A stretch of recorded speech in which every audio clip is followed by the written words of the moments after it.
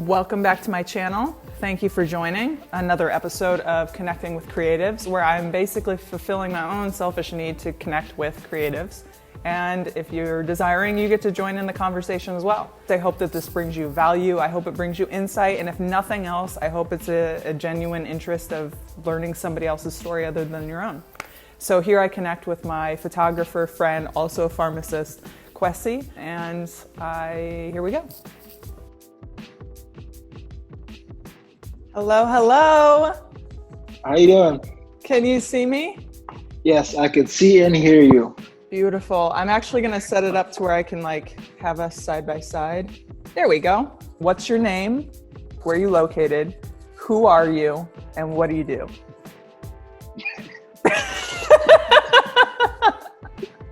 Who am I? Yes. What are some of the answers people have said? I'm not telling you. Why don't you just speak for yourself? So what's your name? What's your name? My name is Kwesi Yanful. Where are you from? From Dallas, Texas. Triple D. Okay. Okay, Triple D. Who are you? I am a creative that uses both my right and left brain. Love it. And what do you do? I am a photographer and a pharmacist. I love that you said photographer first, and I also just love that you said photographer. When was the last time we connected? Was it at my studio? It has to be at least 2018. Oh my gosh. Yeah. Because it was right before you moved, right?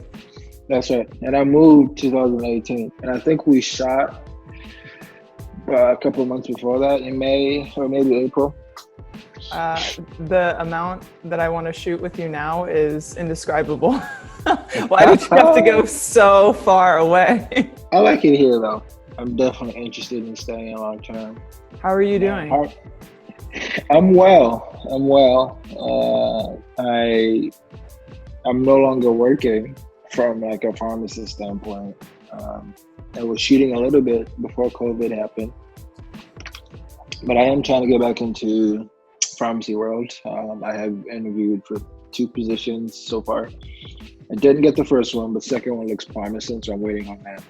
Wow. But other than that, things are pretty good. Why are you out of work? Is it because of COVID?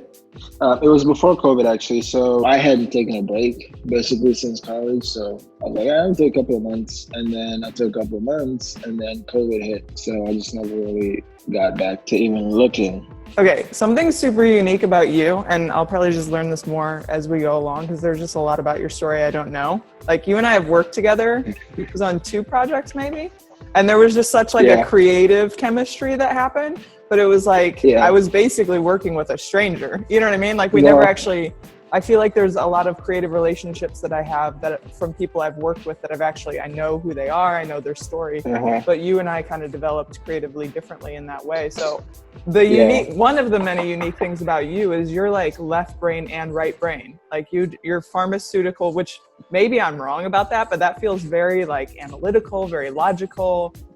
I mean, there's creativity to anything, obviously, but that's so different than also the art world, which you're involved in too. So how did you get into the pharmaceutical world?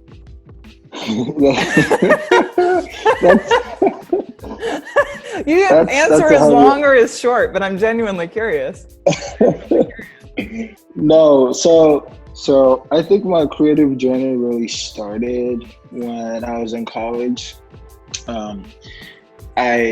It was triggered by a bad breakup, basically. So I was like, well, I've got to do something just to A, get my mind off of the breakup. Sure. But B, just get myself out there. And so I started kind of designing websites and things like that. And I had a music blog. So that's where it started. Now, once I graduated from college, I kind of left that behind. But photography, which I ended up doing a lot more of and still do, and it's amazing. Was sort of thank you. My photography journey is interesting. We'll talk about that in a sec when we Sure. get to it.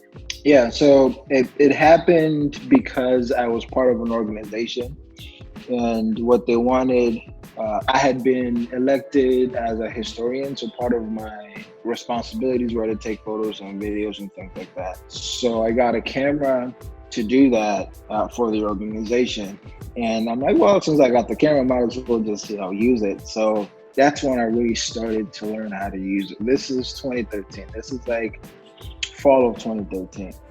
But it really kind of didn't sink in, I didn't relate until I moved to New Orleans in 2016. And that's when it became apparent to me the types of photography I wanted to do, and with what voice I wanted my photography to take on. That's when really kind of things started making sense.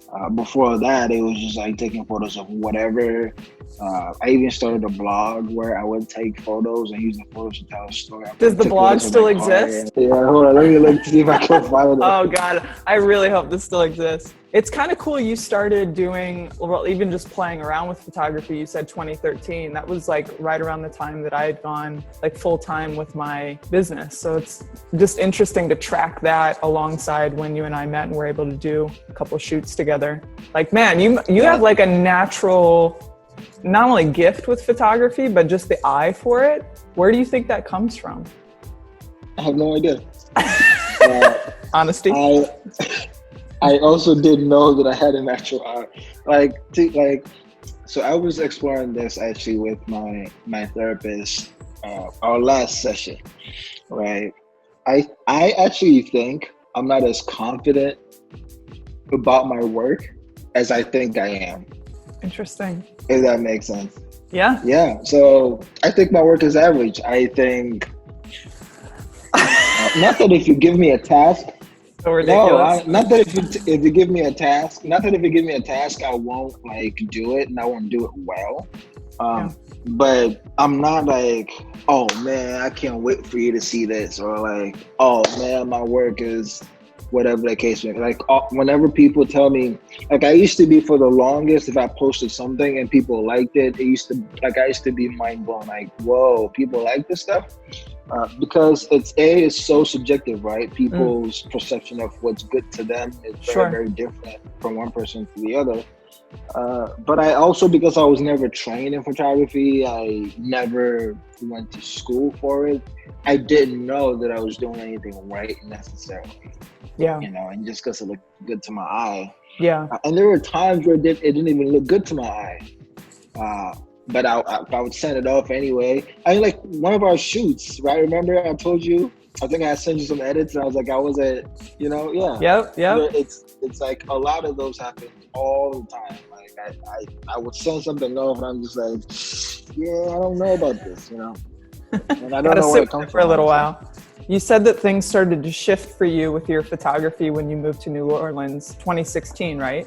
What was it in that time? Was there like a moment? Was it something someone said? Was it you just having an awakening? Like what triggered you to really realize having that awakening? So I think the city of New Orleans was just very historical and very artsy. So just by being there, I just got inspired quite a bit. But I think just got tapped into an online community, and photography had started to be, actually, you know what? I think I remember when it really kind of like took shape for me. One of my closest friends who actually just moved to Nigeria last year, when I shot it, I was very conscious about it and didn't feel like it was good enough, so I never posted it. But I would share with her and some of my other friends. And so one day, like, she made a pact with me, and she was like, I challenge you to post 3 times a day. Like, post your That's a big deal. 3 times a day. Especially, were you posting at all yet? I wasn't posting any of my images. It was all like just me dressed up or something like that. Yeah.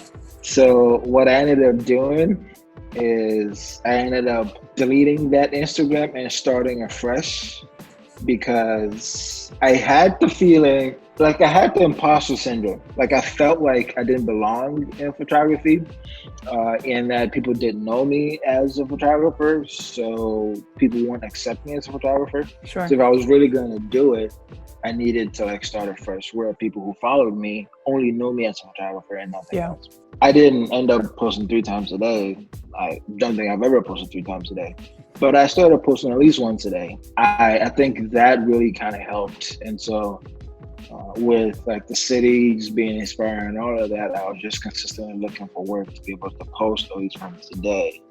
And then in 2017, obviously, you know, my parents live in New York. I grew up in New York. So I would go back to go visit, especially like Christmas time-ish. January 1st, 2017, Pursuit of Portraits, which is like this Instagram page I'm not sure if you're familiar with, they used to have hello and then the year, and that's sort of like an Instagram meet in Central Park of all places. So I went home, I went to New York end of 2016, and it happened 1st of January, so I went to that. And I shot and things like that, and I posted some of it online, and they shared one of my images, and I was like, what? Because at the time they had like 100,000 followers, okay, and wow. I had like maybe 1,000, maybe not even. So I didn't like. What was that feeling? I was measuring. That moment of like what was that actual emotion that you were feeling?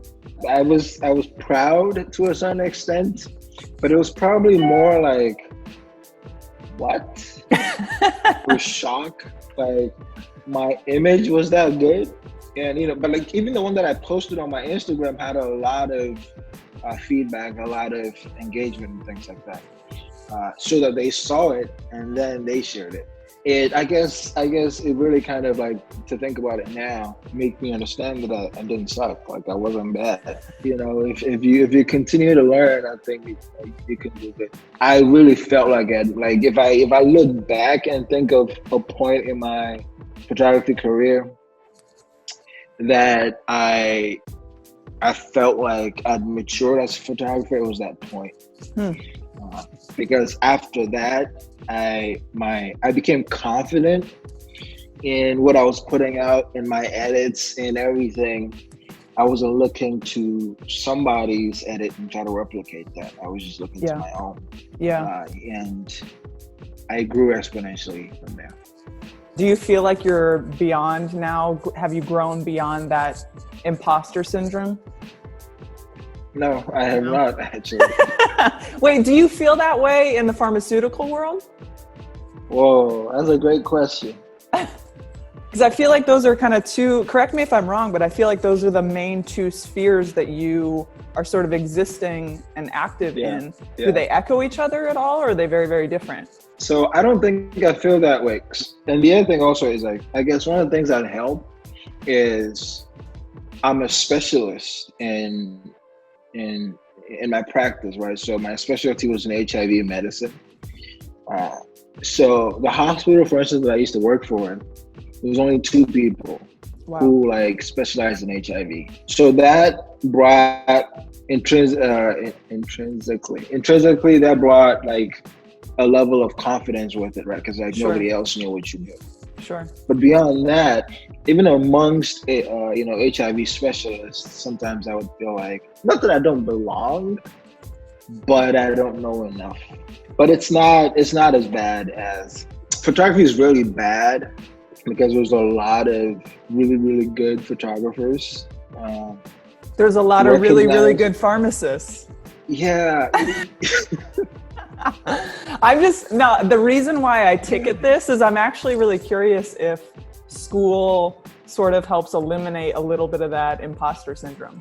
Because you had said earlier you didn't go to school for photography. It was something that just kind of like naturally came to you, and you've sort of taken the initiative to grow in it, and you've received affirmation, and maybe that's taking like away a little bit of the imposter syndrome. But with schooling, like you did it, you're there, you're a specialist, you have the title, you are a doctor, you're in this field, you're practicing.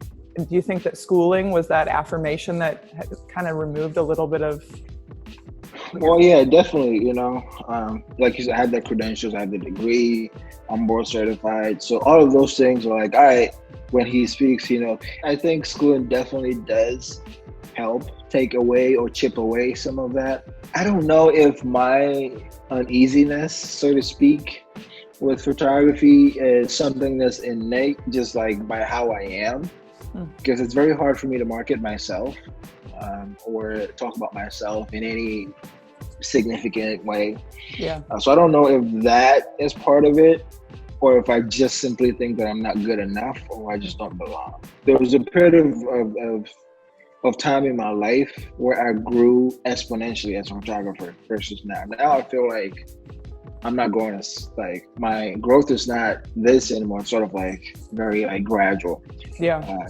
And that could be explained by the fact that I have gathered some level of knowledge in photography, so that new information isn't like extreme for me. It's not like, Sure. oh, I didn't know that. It's like, oh, I had an idea. Sure. And sort of like incorporate that, versus before I just really had no idea.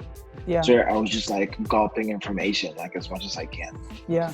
So that can explain that too. Something that I really like about working with you as a photographer is the end result. One, I know the quality is going to be there, but you have this really interesting ability without really saying much, because I feel like you almost direct with, it's like you flow with the models, you flow with the team. You don't come in very authoritative. You own your space with this very, not quiet, because you're not shy, but maybe it's just humility. Maybe that's the word I'm looking for. There's like a humble confidence that you carry on a shoot, at least the two that I've experienced you with, that what it does is it gives space for your subject to breathe and let themselves be and really exist in the space. And you end up seeing that in the image. Your images evoke what emotion, what energy was happening in that moment without it feeling fake or forced. And I think that's I think it's really stunning, but I also find it really, really rare. So thank you so much. And thank you for noticing. Thank you for the beautiful images that I've been able to partake in. But it's by design, right? So my goal when I shoot is to capture whatever emotions, whatever state that you're in. I look at it as like freezing, even if like we plan the shoot, like I still want your personality to show through, so that if I took you out and put somebody else in there, it's not the same image, it's a different image. Right. And so I do that on purpose, and I do allow inputs on the set. Like I want people to feel free to speak up, direct, change things. If I'm taking a shot and there's something in it that I need to fix, I will fix it. Yeah. But I'm not overly, trying to control everything, trying to rein everything in. I think that sometimes that takes away from the image. But I do like the natural sort of vibes that will come through an image. That's what speaks to me. That's what I enjoy the most, is to create something that's natural, something that just happened. Yeah. Versus making something happen. It really shows through the imagery. Where do you think that, was that something that you kind of learned over time through experience, or do you feel like that's something that you just sort of naturally inhabit? I think it was something that I just naturally just gravitated towards, is looking at image, because I was like, I couldn't understand exactly where on the spectrum I fitted. I didn't know if I wanted to do like sort of like a photojournalistic view of photography, or like a very editorial type of photography. I didn't understand where I fit in that spectrum. So what I ended up doing is sort of like try to like fuse the two and find something like in the middle ground. So even when I was doing something that feels editorial, I still wanted it to tell the natural story that I would tell if I was a photojournalist. That was my way of trying to create a lane. So like my photography doesn't, to my eye, look like anybody else's photography in terms of how they sit. Like you can tell people clearly do editorials. You can tell people clearly do, photojournalism, etc. I have a very interesting mix, and I just opened my Instagram to look at some of my images. Tell me about your photo journey. What are you working on the most now? Right now, a lot of the things are shut down. I work alongside a team for a clothing company called Ms. Easy, and I do all of their campaigns. So we have like a small creative team with the creative director, myself, a videographer, etc., that we create content for the company's social media and things like that. So I do that quite a bit. Portraitnoire, which thank you very much for lending us your studio to shoot our very first project. Total honor. That was a fun day. Was that when we met? That was the first time we met, yeah. Wow. If you wouldn't mind sharing just sort of the journey of what Portraitnoire is, how it came about. Like I obviously I'm in the know and I've been on your website and it's stunning and it's an incredible project, but it's very special. And so I'd love for you to speak to that. So the way that it happened, I think, remember I was saying that I was looking for a voice in which my photographers would speak. It kind of happened naturally, but it just happened so that a lot of the people I hung out with, even in the creative space, were just Black. And so my photography just naturally, fun fact, I think you're the only white person on my page. Oh, for real? And somebody asked me if I was racist, but I didn't have any other group of people on my page. I hope you ignored them. I hope you ignored them. I wasn't even offended. It was what it was. Yeah. But it just kind of happened that way.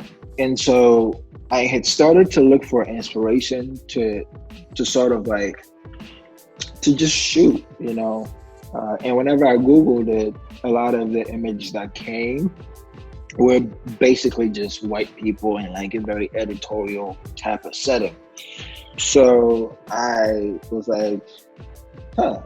then I put Black, whatever term. I think I was searching portrait photography inspiration or something like that. I think it was Black and white images of the same type of images. So what I had done is I shared it on my Instagram, and a lot of people was yo, this is an issue. We've seen that, blah, blah, blah. I'm well, we can't just say this is an issue, right, and just kind of leave it at that. We got to do something about it. So I just started to think about what we can do to help the cause, so to speak. About a month later, my brother, who had just started photography, he called me, or actually he texted me, and was yo, where can I get inspiration to shoot? Is he a doctor too? Is it running your family? He's only 20, but he's studying computer science at Cornell. He's a smarter one, I'd say that. I'm sorry, continue your story. I totally interrupted. Don't mind me.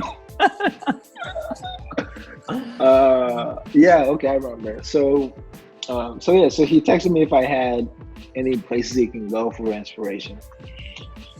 I didn't. If you went to Pinterest, it was the same sort of vibe. So I said, it's coming soon, we're working on it. So I built the website, built basically everything. I knew who Bridget was, but we weren't as close. But I saw him at a party, one of our mutual friends' birthday party. So I showed it to a couple of people there, including Bridget. They were oh, this is cool, and just kind of walked away. Bridget saw it, and I was this is dope. I want to be a part of it. Wow. So that's how we started kind of being close and just working on it. So we set out to build a platform that essentially just creates inspiration for people to shoot if they were looking for it, helps educate people on a ton of different topics, on lighting, darker skin tones, gear to a certain extent, to makeup, creative direction, all of those things that's involved in creating images. Wow. With time, it became clear that some of these companies were making, good strides to be inclusive. It was also very clear that the United States, for instance, is only 13% Black. So even if you took a good sample, out of 100 images, it'll be 13 that's Black. So it would be disproportionate to, or it would be disingenuous to think that you're going to see, 50-50 or 50-30. Like it just doesn't work, right? Because if you took a sample, it just doesn't work. So what we ended up doing is tweaking what we want to do, but turning it into telling a story that crosses all cultures. And so what we're going to be doing now is build coffee table books that has a very a theme that's very Transformative, but also transcends culture and race. And kind of puts everybody who picks it up can relate to it, whether they're Black, white, or whatever, or Asian or Hispanic or whatever the case may be. I'll be able to relate to the stories that we're telling. And then also use a platform to highlight other creatives who are doing something dope in our communities. So that was what we had started to work on in March. And then 2 weeks later, the exhibit, and then COVID. Man. Everything is on hold now, but as soon as we can restart, we'll get back to doing it. So do you feel like Portraitnoire has really helped you? Do you feel like it's your voice, or do you feel like it's an avenue, an open door to your voice as a photographer? So I struggled with that in the beginning. So I didn't want it to be my voice. I didn't want it to be an extension of me. I wanted it to be like a resource that all of us can go to. I realized that it had to be, my voice has to be aligned, or it has to carry my voice somehow. So I am trying to infuse my voice into it, my ideas into it, but I'm a bit hesitant because I don't want people to look at it as like my pet project. I want people to look at it as a standalone thing that's there. So I'm trying to find the balance. I haven't found it yet. I've started to pick up a camera by way of just I enjoy the directing. I enjoy telling the story and working with the team to make the story come to fullness. I don't know that I ever really have a desire to be a photographer, but I do think that even in the journey of learning and utilizing the tool that I do have, I get a little curious in wanting to ask you, how would you advise somebody, whether it's me or, a student or somebody else who just has an interest in photography, to go about finding their voice with it instead of just having it be this thing where they copy and redo and copy and redo? Yeah, the difficult thing is accepting that. Like, you can't copy and redo, right? That's the most difficult thing that I had to accept. And so what ended up happening, the way that I got around it, I didn't get over it, I just got around it. The first thing that we have to accept is, in order for you to do anything substantial, to make a dent in anything, you can't copy somebody else's. Right. I'll give you a very, very good example. When I was in Chicago, I started doing YouTube videos a little bit. I started doing it because I had seen that one of my followers was doing it. I loved how he presented the stuff. It made sense to me. But I was like, as a Black man, I'm sure I can bring a different perspective to this. So let me try it. Yeah.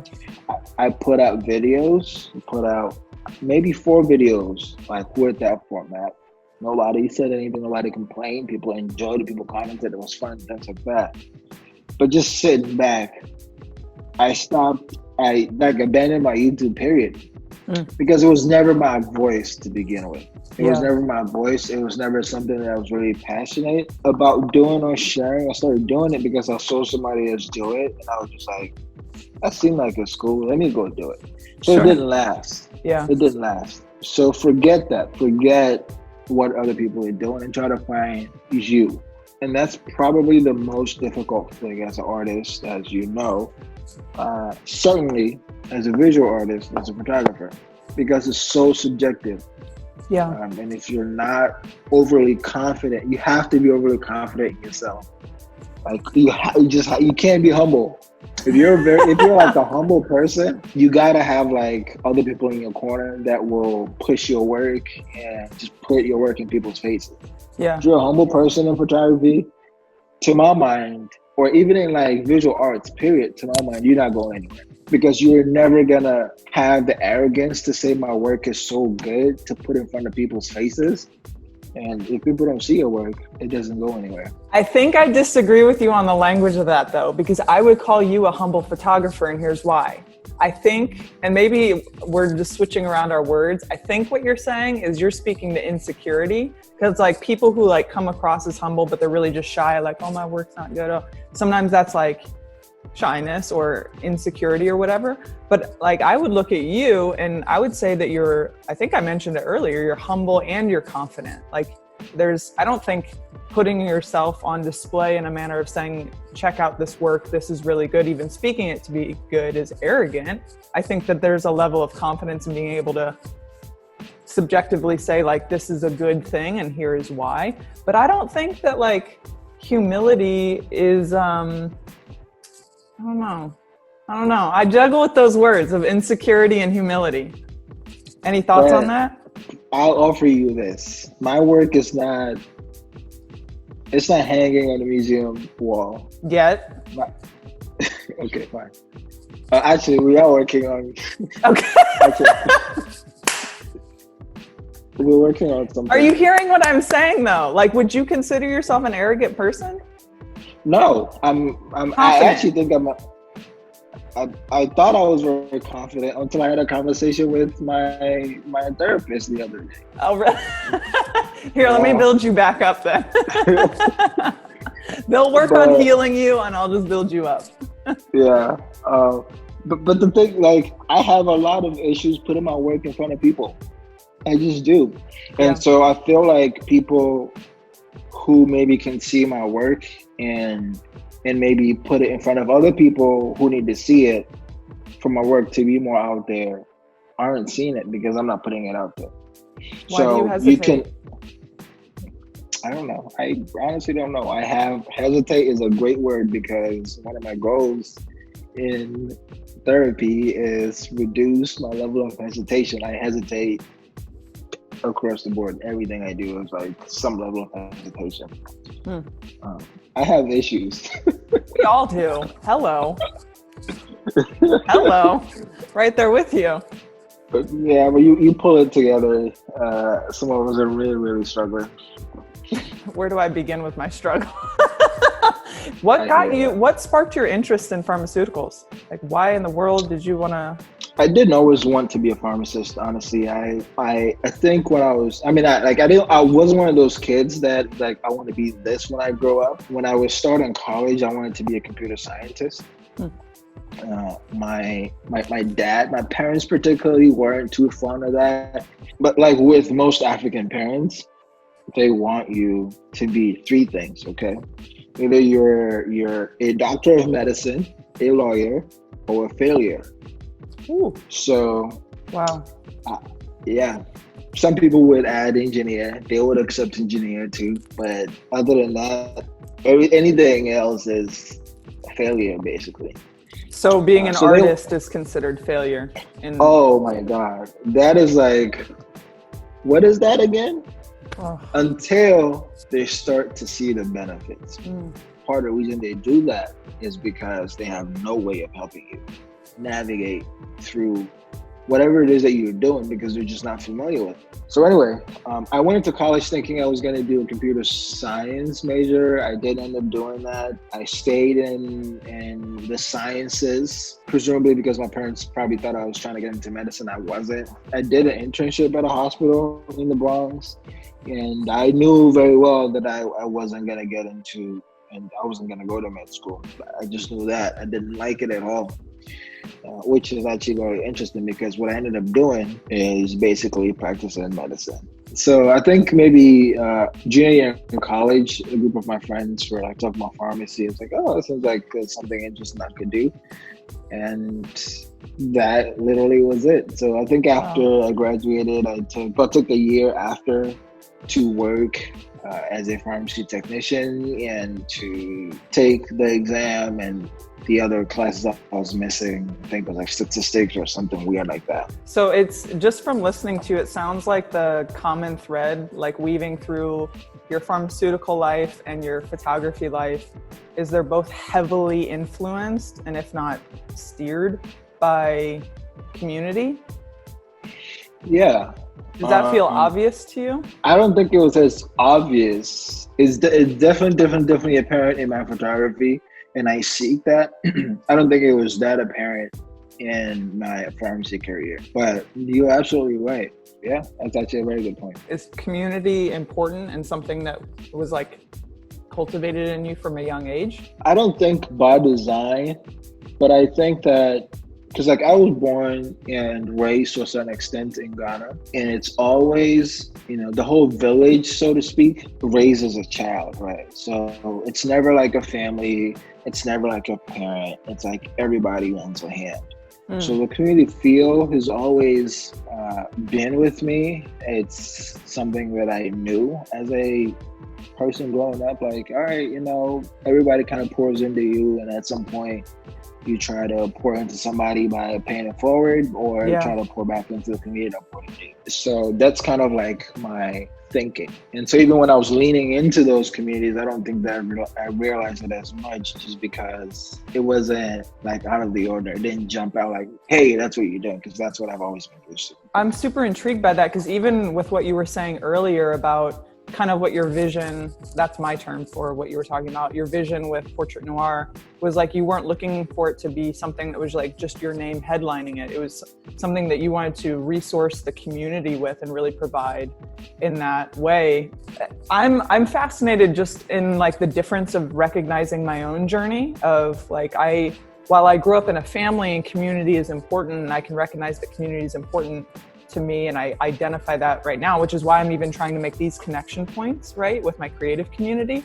But I don't know that from the start, from my family dynamic, like I wasn't raised with that mentality. It was more so like you've got to hold your own, pretty individualistic. Like you have family around, but it's not like a village around, that I'm curious. Even I say I'm curious more as like I want to self-reflect as an artist of what you're saying, and just how it's now brought you to this place of like what your artistic endeavor is doing is like, you're not looking for it to be a thing for you. It's something you're trying to build up for the sake of your community. But that's, so what you're talking about is like, it's like textbook American individualism, right? Yes. That's American values. Right. So that after age 18, you go out there and you fend for yourself. Yep. Yeah, Yep. So, but that's not the case in like where I grew up. That's not the case. Where I grew up, if you're not out of school, you still stayed home. Your parents fended for you until you were on your feet, 18 or 26. It didn't matter. Wow. And other people would obviously pour into you food. Where we tend to live, here in America, unless you live in apartment homes, even that, it's very like secluded. Everybody kind of lives, like, I don't know who my neighbors are. I've lived here for damn near 8 months. I don't know who my neighbors are. So it's like, whereas like back home in Ghana, most people live in communities where houses are like, they're basically like clusters of, Sure. Where with like a common compound. So if you came outside, which most people tend to do, everybody is outside. So Wow. You interact with everybody. And it's a little bit different here in America. And it's not to say that one is worse than the other or whatever the case may be. They're just different. Yeah, well, it just affects the journey all along the way. Yeah, it's just really interesting to hear. So how are you staying, I don't want to use the word inspired because that's like way overused word, but like, is there anything in this time during this pandemic, this season, whatever, of everything being shut down, postponed, like what are you doing creatively? Or are you as an artist taking time to just like sit back and rest and receive and understand? Like, where have you kind of The found latter. Yeah. The latter. I have not done anything other than what I'm supposed to do. I haven't done anything like out of the ordinary to try to like inspire myself or forcefully create something just for the hell of it. Good. I honestly don't believe in that. I don't believe just because I have time, I have to create something. Totally. I want to create when I have the mental capacity to do it, when I'm at a good place to create. Yep. It just seems as though a lot of us are creating just to create, just to post, just to, fill some void or whatever the case may be. Yeah. And I think that maybe we should be more intentional in how we create and why we create. Because there was a lot of, especially in the beginning, a lot of people saying, "Oh, you have all this time. Use this time to build a business. Use this time to do that, to do that, to do that." It's like, chill out. We're all grieving. Yeah. Yeah. Like, where are you wishing to? It's like, it's not a sprint. It's a marathon. Take your time. Yeah. So I definitely took this time out to just like rest, honestly. That's so good to hear. I've taken moments of rest, but something I've learned about myself through all of this is realizing how much, how sometimes when people are stressed out, they have to journal. It's just like their way of kind of getting it out. Mm-hmm. I'm noticing for myself that my way of grieving and processing is to, like, I have to make. It's like the only way I can let my brain kind of get free. And running helps me with that, like just to almost like a brain dump, you can just kind of let go. And so I'm actually finding myself creating more, but in new ways, which is really different. Like, I've done some sewing, but not a ton. I've been like working with new mediums and just kind of allowing play to lead my time of processing and grieving. But that kind of leads me to another question with you, even outside of this pandemic, like seeing your involvement, not only in the pharmaceutical world, but also as an artist, specifically with photography. From my own experience, I feel like people who tap into creativity on any level, they tend to be under one category or be known for it or spend most of their time there. But as a creative, like it fires off in your brain in more ways than just one category. So I'm curious for you, are there any other mediums that you're curious about or playing with or have sought out to express yourself, or is photography kind of the place that just sort of does it for you? Before I answer that, I just wanted to comment on like saying that you started to create more. I think what's different is the intention and what's fueling you're starting to create more, right?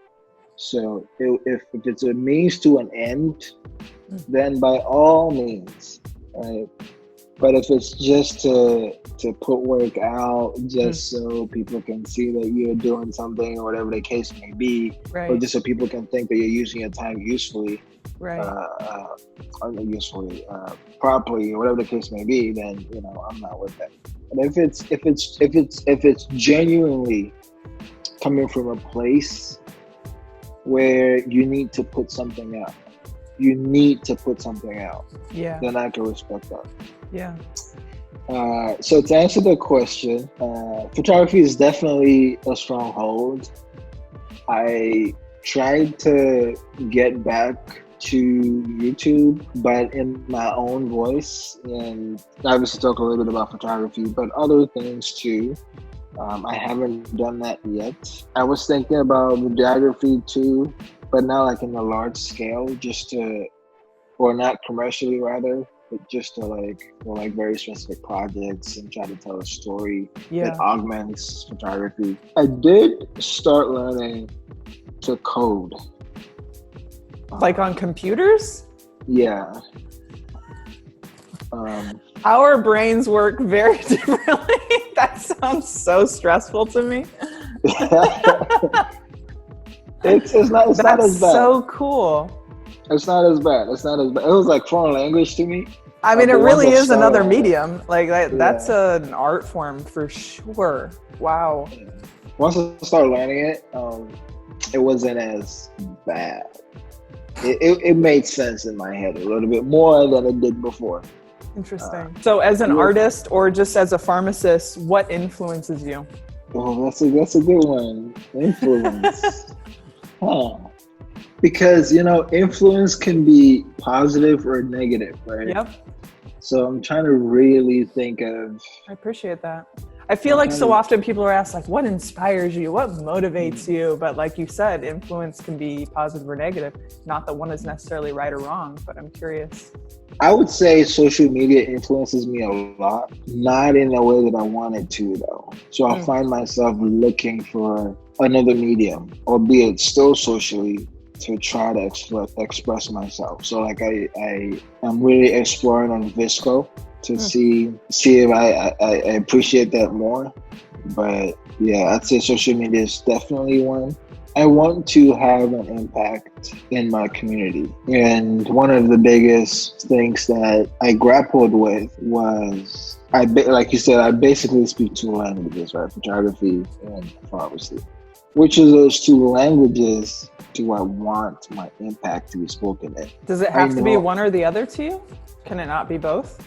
It could be both. It could be both. I guess I thought that it's difficult to do both at the same time, at least, than one or the other. I have started to think a lot about HIV in Ghana and how I can be helpful. I remember not too long ago, a pharmacy student in Ghana had reached out to me and needed some help with a patient that they were taking care of. So that sort of started to give me an idea of how useful my skills and knowledge that I've gained here can be back home. So that definitely influenced me as well. Other than that, a lot of things don't influence me. If you could sit down face to face with yourself 5 years ago, what's in one sentence? You could do more than one sentence, but what's something you would tell yourself? Oh, that's a good one. 5 years ago, I was midway through pharmacy school. I didn't know that I would do anything different from what I did.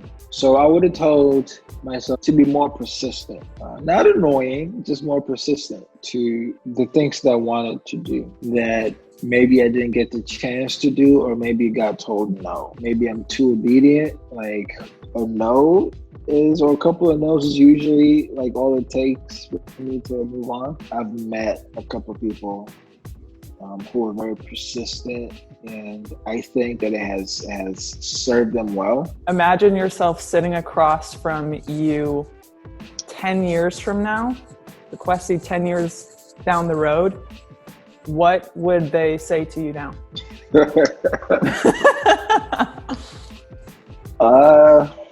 I told you so. Oh, interesting. I love that. Oh, that's so good. Yeah, I just think that a lot of things work out. Even when we hadn't planned for it to work out that way, we worry about a lot of things that we're not supposed to worry about.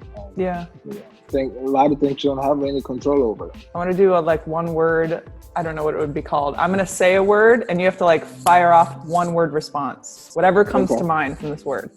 Okay? Sounds good. All right. Connection. Love. Community. People. Creativity. Art. Kwesi. Humble. Told you so. When did you finally consider yourself a photographer? Oh, that's a great question. For the longest, I did want to call myself a photographer. For the longest, it had to have been when I just became really comfortable with the idea. So I would say probably post whatever Instagram meeting I said I went to in New York. Yeah. So I would say 2017 that I definitely felt comfortable saying that I am a photographer. Do you feel like you actually own the title now? I do more than I ever have. Do you have a singular image? This is such a mean question as an artist. Do you have a specific image that to you feels like maybe it's your favorite image, or better yet, series of images? Is there a series that you've done that you're like, man, this is I'm really proud of this piece of work? Yeah, I have a few actually. I have a series of work that I did with the magazine in Florida. Okay. I'm gonna send you some screenshots. Okay, cool. On text right after here. Please. The work the second work that you and I did together for the bags. Yeah. There's another one that I did. Oh, this one. Is there a name to them? So ours was called Monotone, but is there a name to the other ones that you're talking about? The one with the magazine, I think they called it The Body. Okay. Because it was meant to be basically capturing women in different body sizes, basically. But I love those sets of images, for sure. Do you ever get on set and you can tell, like, this is going to be a phenomenal shoot, or this is kind of like, eh? Are there any, like, what's the tell for you? It's the vibe that you get. Energy is so loud to me. Whenever you and I created, incredible vibes the whole entire time. You know? Yeah. And the images will show. Like, everybody on set just felt like they wanted to be there. They felt happy about the project. You know, they just wanted to be there. It's one of my top favorite shoots, and I really enjoyed how naturally it came. Like, I remember you and I having, I don't know if we had a call or a meeting or what we had, just to kind of like go through, you know, what direction we're gonna go with this. You know, we had a meeting. I think I met you at your studio. Okay. Yeah. And yeah, because we were looking at images of, like, because I remember having some initial ideas, but I remember it being a very brief meeting. It was just kind of like, here's my idea, and it was like, bap, and we're good to go. Like, but I always say, what's understood does not need to be discussed. Yes. You know who you're working with, or at least, I mean, like, you know, obviously I didn't know you. Sure. But the first time that we shot at your studio, I got to know a you that I understood.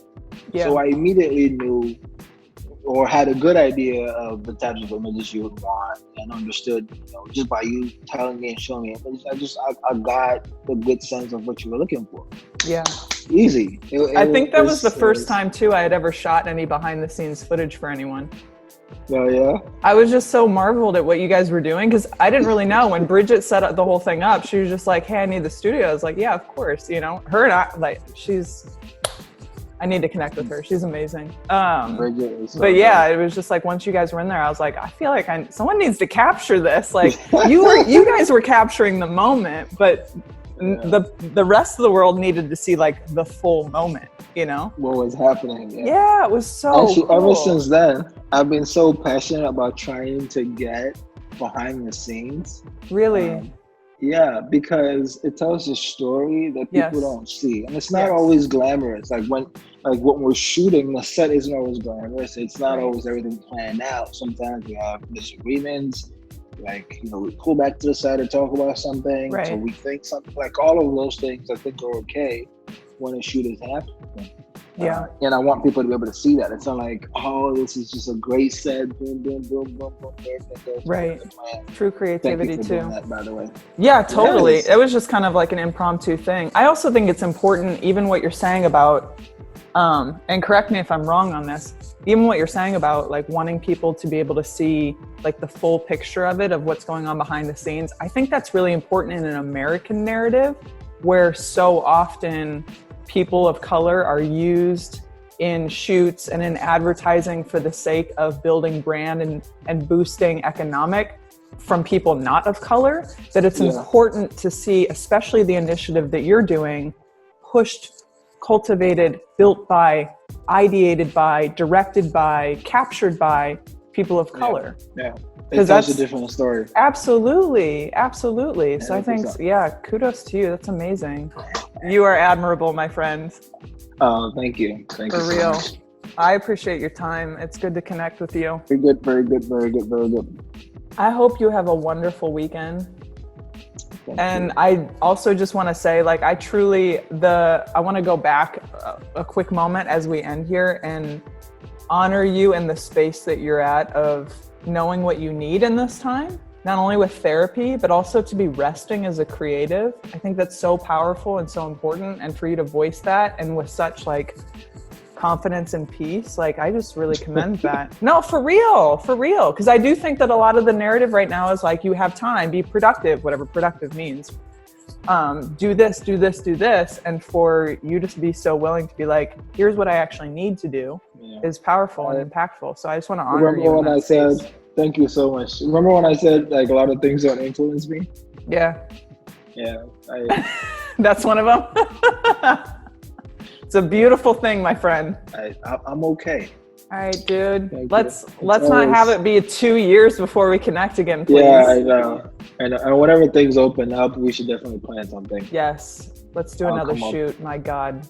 Yes, please. I'll come up and then we'll do it. Awesome. Blessings to Sounds you, my good. friend. Much love. You too.